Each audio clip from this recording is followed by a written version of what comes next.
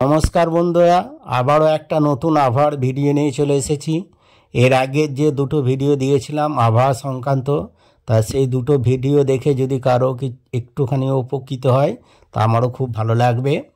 और एर परवर्तीकाले आमादेर भारतवर्षेर आबहावाटा केमन जाबे बा वेदारटा केमन जेते पारे तार एकटा धारणा देवार चेष्टा करछि। ता चलुन आमी एखन windy.com चले एसेछि एक वेबसाइटे।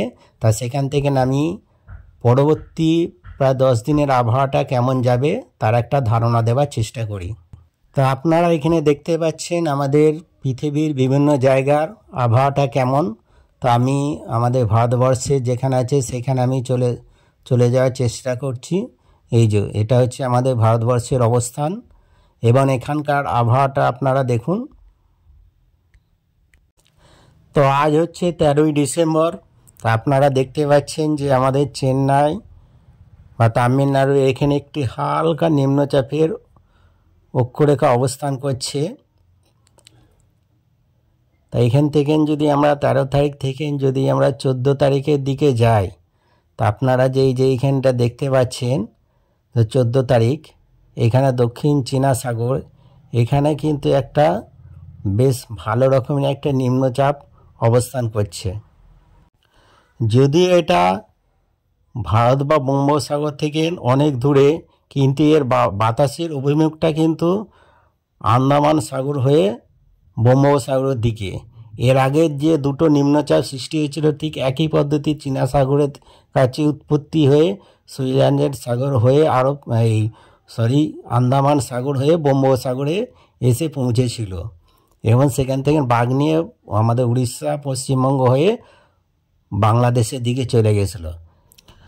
আমরা যদি আস্তে আস্তে 14-15 তারিখের আবহাওয়ার পরিবর্তনটা দেখি তাহলে আপনারা দেখতে পাচ্ছেন যে চীনা সাগরের কাছে আরও গভীর নিম্নচাপ সৃষ্টি হচ্ছে এবং তার অভিমুখটা কিন্তু সুইজারল্যান্ড সাগর হয়ে আন্দামান সাগরের দিকে এগিয়ে যাচ্ছে। দেখুন আস্তে আস্তে দেখুন এর অভিমুখটা কিন্তু 16 তারিখ 17 তারিখ নাগাদ কিন্তু এটা আরও সুইজারল্যান্ড সাগর হয়ে আন্দামান সাগরের দিকে এগিয়ে যাচ্ছে।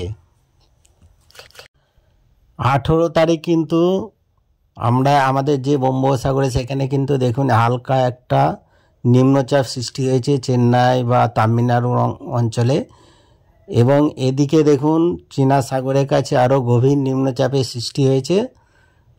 তা এই নিম্নচাপটা যদি এর অভিমুখটা ঠিক একই রকম যদি আগের নিম্নচাপের মতন যদি আমাদের আন্দামান সাগর হয়ে আবার বঙ্গোপসাগরে প্রবেশ করে তাহলে কিন্তু আবার ফের একটা আমরা নিম্নচাপের দেখতে পাবো।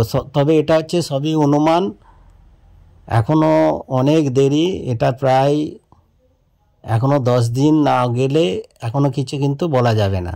তো 22শে ডিসেম্বর নাগাদ এই নিম্নচাপটা দেখুন চীনা সাগর দক্ষিণ চীনা সাগরের কাছে একটা নিম্ন বা ঘূর্ণিঝড়ের আকার নিয়েছে।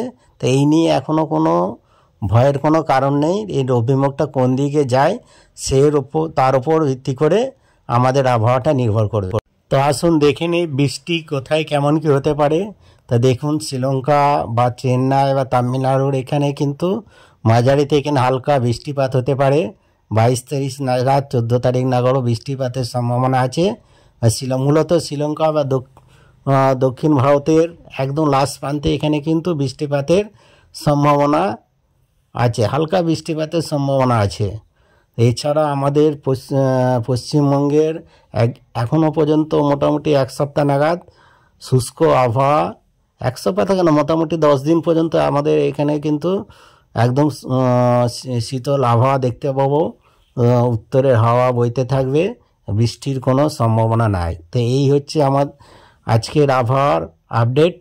তাই ভিডিওটা যদি ভালো লাগে অবশ্যই আপনারা একটা লাইক করবেন আর এই ভিডিও থেকে যদি আপনাদের কিছুটা হলেও উপকার দিতে পারি অবশ্যই তা আপনারা কমেন্টের মাধ্যমে জানাবেন।